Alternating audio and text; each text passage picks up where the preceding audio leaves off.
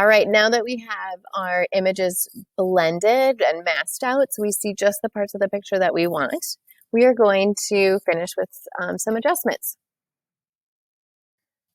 I want to undo that. Okay, so when we do our adjustments, we're going to click on the image that we want to change. So we have to think about what does our image look like? And we're going to start with the road picture. The color in the water portrait looks great. We'll do some adjustments, but I really like the cyan and the yellow and the tone of it. So we're going to try and match some of that with our road picture. So you're going to click on your road picture. You are going to do adjustments. We'll start with levels, and we'll start to bring out more contrast. So we'll bring the darks down, highlights up just a tiny bit, and midtones down just a little bit.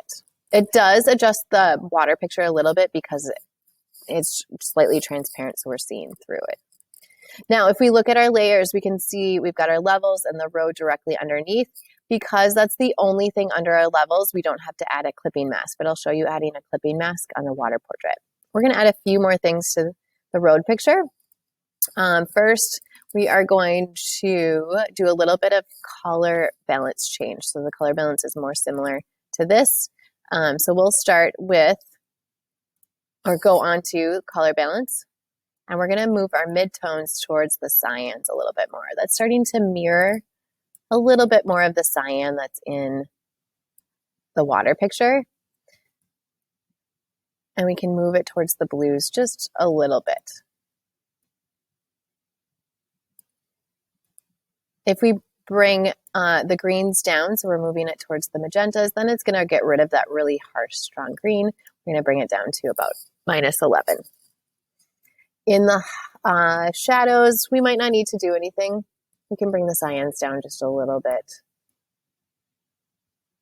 Otherwise, we'll leave everything else the same. Sometimes you got to adjust a little bit to see. And highlights, we might not need to change anything either. Nope, that just changes the color too much. So we'll leave highlights exactly the same. So we'll leave those at 0. No change on highlights.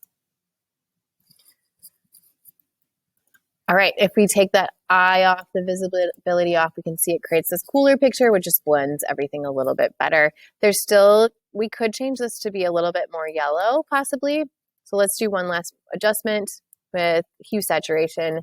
We don't want to change the hue for everything. So we're going to click on master. We'll try, this might not work, yellows. And that didn't work. So we're just going to trash it out. Done with that.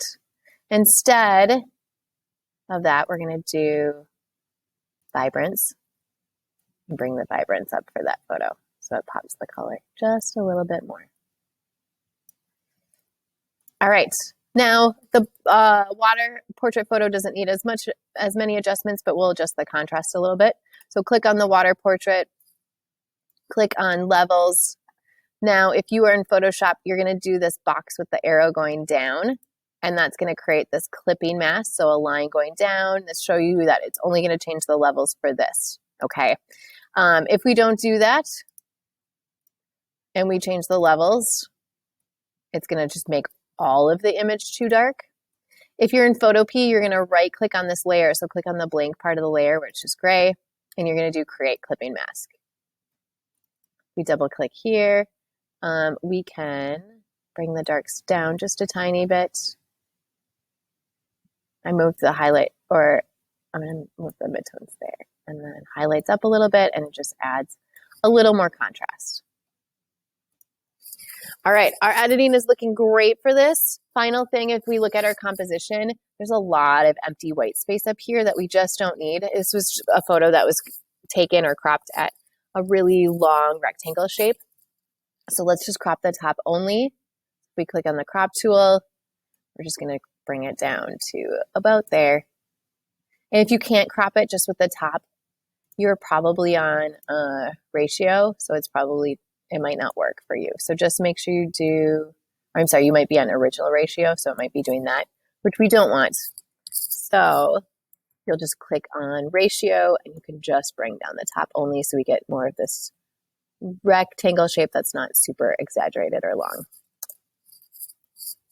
All right, then we'll press enter to confirm this. And we have our final picture. Oops, I'm going to redo the crop so I get rid of that little checkerboard on the bottom. But that's going to be our final picture. Go ahead and you can save it as a JPEG.